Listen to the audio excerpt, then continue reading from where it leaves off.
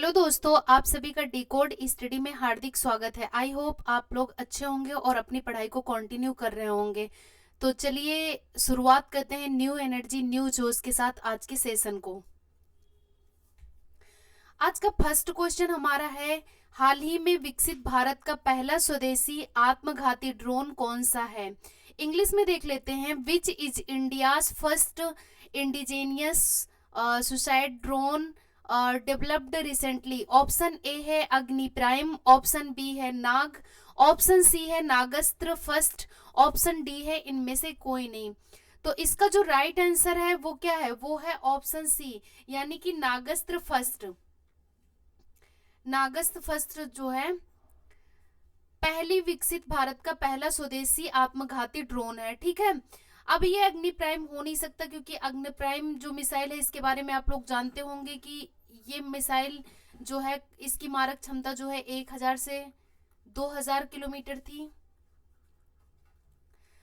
नाग जो मिसाइल है, नाग मिसाइल के बारे में बात करें तो ये जो है ये हर मौसम में मार करने वाली मिसाइल है, नाग मिसाइल। इसी मिसाइल को जो है कहा जाता है दागो और भूल जाओ मिसाइल।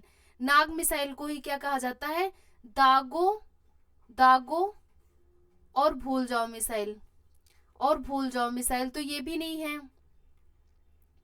इसका जो राइट आंसर है वो है नागस्त्र। नागस्त्र मिसाइल के बारे में थोड़ा बात कर लेते हैं कि नागस्त्र मिसाइल क्या है। नागस्त्र मिसाइल जो है ये भारत का पहला स्वदेशी आत्मघाती ड्रोन है। जब कोई चीज पहली होती है तो वो अपने आप में क्या हो जाती है, इंपॉर्टेंट हो जाती है। ये हाईटेक ड्रोन है जिसको किसने विकसित किया है, नागपुर की कंपनी है इकोनॉमिक एक्सप्लोसिव्स लिमिटेड, यानी EEAL ने विकसित किया, जो कि कहाँ की कंपनी है, नागपुर की है। नागपुर की ये कंपनी है। इसकी खूबी क्या है नागस्त्र मिसाइल की, नागस्त्र मिसाइल जो है ये 9 किलोग्राम वजन की है और ये 30 मिनट तक लगातार उड़ान भर सकती है और 15 किलोमीटर की दूरी तक 1 किलो हथियार ले जा सकती है। यानी कि ये जो है 15 किलोमीटर जा सकती है 1 किलो हथियार लेकर, 1 किलोग्राम तक। ठीक है, और ये जो है इसमें जो यूएई लगे हैं उनसे जो है ये हथियार रिमोट से नियंत्रित होती है और ये 4500 मीटर से अधिक ऊंचाई पर उड़ान भर सकती है। ओके, और इस मिसाइल का कई बार पुनः प्रयोग किया जाता है। ऐसा नहीं है कि मतलब एक बार आपने प्रयोग किया तो इसके बाद इस मिसाइल को यूजलेस हो गई। इस मिसाइल को अनेक बार इसका उपयोग किया जा सकता है। ठीक है, आप लोग याद रखना, बहुत ही इंपॉर्टेंट क्वेश्चन है। आते हैं नेक्स्ट क्वेश्चन पर। नेक्स्ट क्वेश्चन कह रहा है कि हाल ही में सिरिल रामफोसा किस देश के दूसरे राष्ट्रपति के रूप में कार्यकाल शुरू किया है। इंग्लिश में देख लेते हैं, recently Cyril Ramaphosa started his tenure as the second president of which country. Option A है साउथ अफ्रीका, ऑप्शन बी है ईरान, ऑप्शन सी है कनाडा, ऑप्शन डी है रसिया। तो इसका जो राइट आंसर है वो है ऑप्शन ए, ऑप्शन ए, यानी कि जो दक्षिण अफ्रीका के जो प्रेसिडेंट हैं सिरिल रामफोसा, इन्होंने मतलब इसके पहले भी इन्हीं यही प्रेसिडेंट थे साउथ अफ्रीका के, और दोबारा फिर से इन्होंने राष्ट्रपति के रूप में कार्यभार ग्रहण किया है सिरिल रामफोसा ने। इनको जो पहली बार चुना गया था, यानी फर्स्ट बार, जो ये 15 फरवरी 2018 को ये प्रेसिडेंट बने थे। ठीक है, फिर ये पुनः 2024 में प्रेसिडेंट चुने गए, तो ये दूसरी बार जो है अपना कार्यकाल शुरू किए हैं। बहुत ही इंपॉर्टेंट क्वेश्चन है क्योंकि ऐसे क्वेश्चन लगातार पूछे जाते हैं। आते हैं नेक्स्ट क्वेश्चन पर। नेक्स्ट क्वेश्चन कह रहा है कि हाल ही में किस राज्य सरकार ने मिट्टी के स्वास्थ्य में सुधार के लिए मनिवर कापोम योजना की शुरुआत की है। Which state government has recently launched the Maneuver Kapom scheme to improve soil health। Option A है कर्नाटका, ऑप्शन बी है केरला, ऑप्शन सी है तेलंगाना, ऑप्शन डी है तमिलनाडु। तो इसका जो राइट आंसर है वो क्या है, ऑप्शन डी है, यानी कि ये शुरुआत जो की गई है तमिलनाडु सरकार द्वारा की गई है इस योजना की शुरुआत। अच्छा, तमिलनाडु के मुख्यमंत्री कौन है, एम के स्टालिन है। एम के MK स्टालिन जो है वो तमिलनाडु के मुख्यमंत्री हैं। ये 206 करोड़ रुपए के बजट की योजना है जो क्या करेगी, ये सतत खेती को बढ़ावा देने के लिए ये योजना की शुरुआत की गई है। यानी कि इससे क्या होगा, जो है 20,000 एकड़ भूमि के लिए हरी खाद के बीजों के वितरण किया जाएगा, जिससे जो है ये सीधे किसान को इसको प्रॉफिट मिलेगा। यानी कि ये जो योजना है इसका प्रॉफिट किसानों को सीधे मिलेगा, और जिससे जो है मिट्टी की स्वास्थ्य में भी सुधार होगा और जो उत्पादन क्षमता है उसको भी बढ़ावा मिलेगा। ओके, आते हैं नेक्स्ट क्वेश्चन पर। नेक्स्ट क्वेश्चन कह रहा है दुनिया का दूसरा सबसे बड़ा नाइट्रस ऑक्साइड उत्सर्जक देश कौन सा है? Which country is the second largest nitrous oxide emitter in the world? Option A है इंडिया, ऑप्शन बी है चाइना, ऑप्शन सी है अमेरिका, ऑप्शन डी है नन ऑफ द एबव, यानी इनमें से कोई नहीं। अब आप लोग सोच रहे होंगे कि चीन तो पहले नंबर पे होगा, बिल्कुल सही बात है, लेकिन दूसरे नंबर पर नाइट्रस ऑक्साइड उत्सर्जक देश कौन सा हो सकता है, ये आप लोग को दिमाग लगाना है। तो यहाँ पर आपकी समझ में आ रहा होगा कि इंडिया तो अपना नहीं हो सकता, क्योंकि इंडिया इतना नाइट्रस ऑक्साइड उत्सर्जित नहीं करता है। लेकिन आप लोग बिल्कुल गलत है, क्योंकि option A he right answer है। इंडिया जो है, अपना देश भारत जो है, वो नाइट्रस ऑक्साइड उत्सर्जन में जो है दूसरे नंबर पर पहुंच गया है।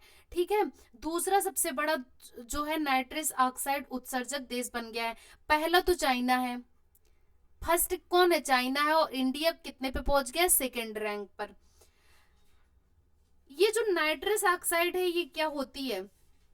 नाइट्रस ऑक्साइड जो है ये कार्बन डाइऑक्साइड की तुलना में वायुमंडल को अधिक गर्म करती है, जिससे क्या होता है, जो मानव का मतलब जो रहने की क्षमता है और जो उनके जलवायु परिवर्तन में हमेशा देखने को मिलता है, ग्लोबल वार्मिंग यानी कि ग्रीन हाउस गैस में जब एनटीओ की मात्रा ज्यादा होती है तो गर्मी बहुत ज्यादा बढ़ती है, जिससे ग्लेशियर पिघलते हैं और उस तरीके से क्लाइमेट चेंज को देखने को मिलता है।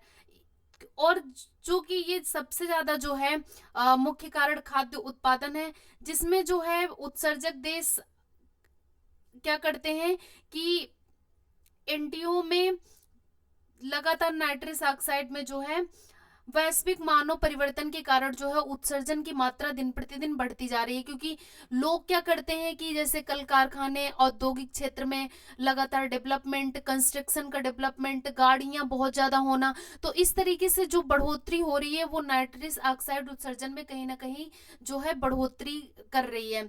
अब बात कर लेते हैं कि नाइट्रस ऑक्साइड उत्सर्जित करने वाले शीर्ष 5 देश कौन से हैं। शीर्ष 5 देश कौन से हैं? तो पहला तो आपको पता है कि चाइना हो गया, दूसरा जो है अपना देश भारत है, तीसरा जो है अमेरिका है, थर्ड नंबर पर कौन है? अमेरिका है, ये थर्ड नंबर पर है।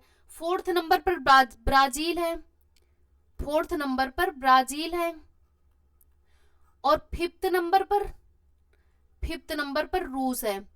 तो इस तरीके से अगर याद रखना, अगर मान लो पूछ लिया जाए कि दुनिया के सबसे बड़े 5 नाइट्रस ऑक्साइड उत्सर्जक देश कौन कौन से हैं, तो पहला है चाइना, दूसरा है इंडिया, तीसरा है अमेरिका, चौथा है ब्राजील और पांचवा है रूस। ओके, आते हैं नेक्स्ट क्वेश्चन पर। नेक्स्ट क्वेश्चन कह रहा है कि हाल ही में आई हैव द स्ट्रीट्स ए कुट्टी क्रिकेट स्टोरी आत्मकथा का विमोचन किया गया है, ये किससे संबंधित है? Recently the autobiography I have the streets a Kutti cricket story has been released, what is it related to? Option A है रोहित शर्मा, ऑप्शन बी है विराट कोहली, ऑप्शन सी है सचिन तेंदुलकर, ऑप्शन डी है रविचंद्रन अश्विन। तो इसका जो राइट आंसर है वो क्या है? क्योंकि ये क्रिकेट से संबंधित सारे ऑप्शन है तो आपको थोड़ा सा मुश्किल हो जाएगा, लेकिन इसका आप लोग ध्यान रखिएगा, रविचंद्रन अश्विन की ये जो है बायोग्राफी है। किसकी है? रविचंद्रन अश्विन की बायोग्राफी है। और आप लोग को अगर जो है हमारा वीडियोस पसंद आए तो please like, share and subscribe करते चलिएगा, ठीक है। तो जो ये आप स्पिनर रविचंद्रन अश्विन है, इन्होंने खेल के इतिहास में सबसे सफल क्रिकेटरों में से एक है। इन्हीं की आत्मकथा है आ कुट्टी क्रिकेट स्टोरी, ठीक है। ये जो है इनके बारे में थोड़ा जान लेते हैं। रविचंद्रन अश्विन जो है 37 ईयर्स ओल्ड हैं और इसमें इन्होंने 744 जो है अंतरराष्ट्रीय क्रिकेट मैच खेले, 744 इंटरनेशनल विकेट और 4000 से अधिक रन इन्होंने बनाए हैं।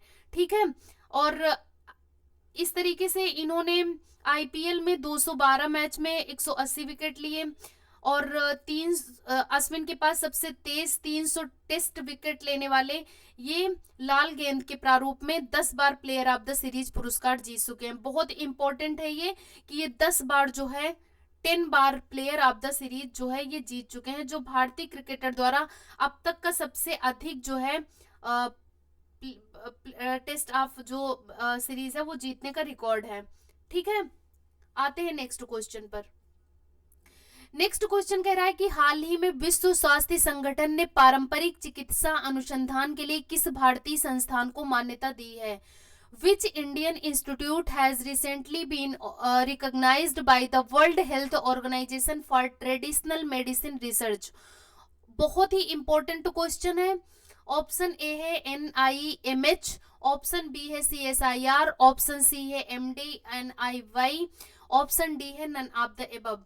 तो इसका जो राइट आंसर है वो है ऑप्शन ए NIMH।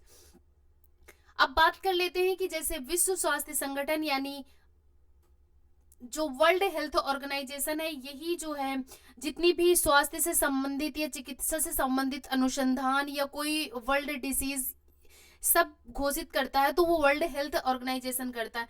वर्ल्ड हेल्थ ऑर्गेनाइजेशन के बारे में बात करें तो इसका जो मुख्यालय है वर्ल्ड हेल्थ ऑर्गेनाइजेशन का वो जिनेवा स्विट्जरलैंड में है, जिनेवा स्विट्जरलैंड में है। इसकी जो स्थापना हुई थी वो कब हुई थी? 7 अप्रैल 1948 में हुई थी, 1948 में हुई थी। और इसके अगर महानिदेशक की बात करें तो इसके महानिदेशक है टेड्रोस एडनाम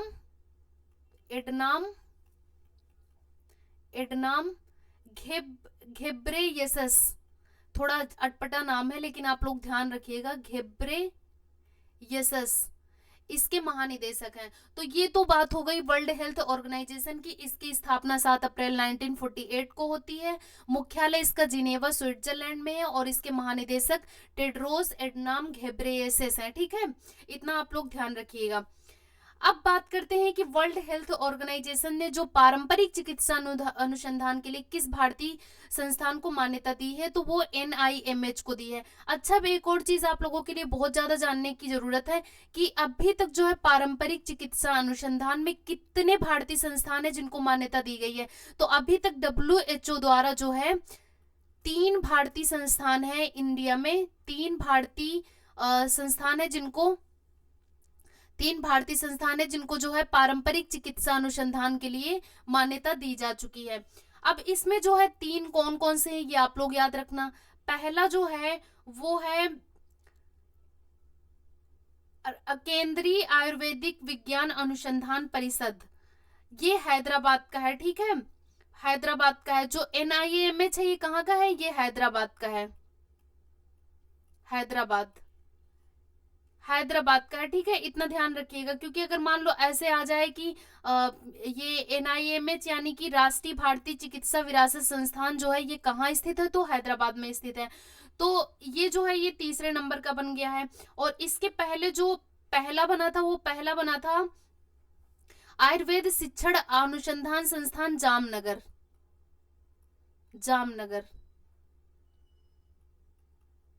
जामनगर, ठीक है, आयुर्वेद शिक्षण अनुसंधान संस्थान। और दूसरा जो है वो कहां पर है? वो है नई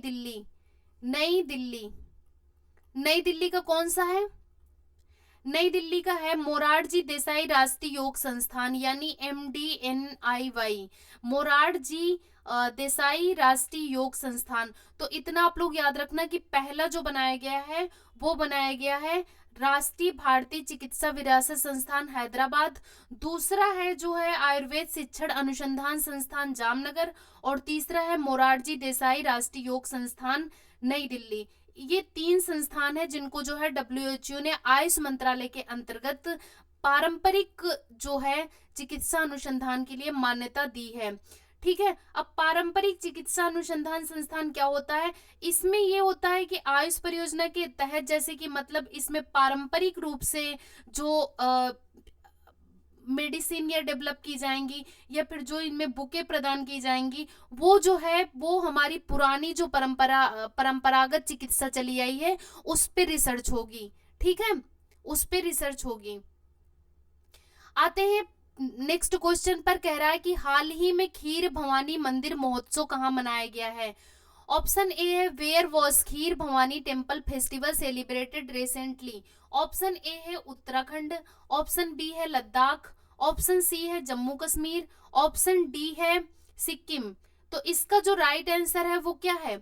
आप लोग खेल महोत्सव और त्योहार इनसे रिलेटेड क्वेश्चन हमेशा जो है पढ़ते ही होंगे। तो ये खीर भवानी मंदिर महोत्सव कहाँ मनाया गया, ये मनाया गया जम्मू कश्मीर में, यानी कि ऑप्शन सी हमारा जो है राइट आंसर है।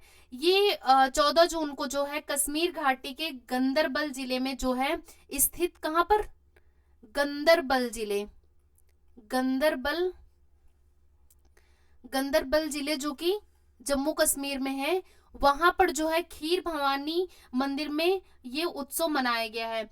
इस अवसर पर कई लोगों ने जो है 1960 के दशक में बढ़ते आतंकवाद के कारण देश के विभिन्न हिस्सों में प्रवास किया था। इसी के अवसर पर जो है यहाँ पर ये मनाया जाता है। अब दूसरी बात यहाँ पर बहुत ज्यादा इम्पोर्टेंट है कि इस बार जो है इस महोत्सव में हजारों कश्मीरी पंडितों ने क्या किया, इसमें भाग लिया। इस उत्सव में क्या किया, हजारों कश्मीरी पंडितों ने भाग लिया। क्योंकि इसके पहले क्या था कि यहाँ पर आतंकवाद जैसी घटनाएं बहुत ज्यादा होती थी, तो इस तरीके का कोई महोत्सव नहीं मना पाते थे ये लोग। लेकिन इस बार जो है बहुत ही धूमधाम से खीर भवानी मंदिर महोत्सव मनाया गया। तो आप लोग भूलिएगा मत, ध्यान रखिएगा कि जम्मू एंड कश्मीर में गदरबल जिले में खीर भवानी मंदिर महोत्सव मनाया गया।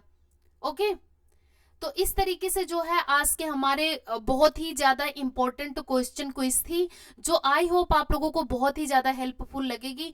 तो आप लोग जुड़े रहिए इसी तरीके से हमारे साथ। डेली हम लाएंगे आपके लिए इम्पोर्टेंट और बहुत ही यूनिक क्वेश्चन क्विज। तो बिल्कुल भी क्लास को मिस मत कीजिए। और सारी जो है रिकॉर्डेड क्लास जो है आपको जून का एक फोल्डर मैंने बना दिया है करंट अफेयर्स का, तो आप जो है अगर कोई क्लास मिस भी हो गई है तो आप लोग वहां पर जाके जो है क्लास को देख सकते हैं। तो ज्यादा से ज्यादा आप लोग जो है आप अपने चैनल को लाइक शेयर एंड सब्सक्राइब कीजिए, अपने दोस्तों में शेयर कीजिए। और जितना आप लोग जो है चैनल को सपोर्ट करेंगे उतना ही हमें मोटिवेशन मिलेगा। मिलते हैं नेक्स्ट जोश और नेक्स्ट सेशन में नई एनर्जी के साथ। आप लोग ऐसे ही पढ़ाई करते रहिए और अपने माँ बाप का नाम रोशन करिए। Thank you so much all of you, thank you.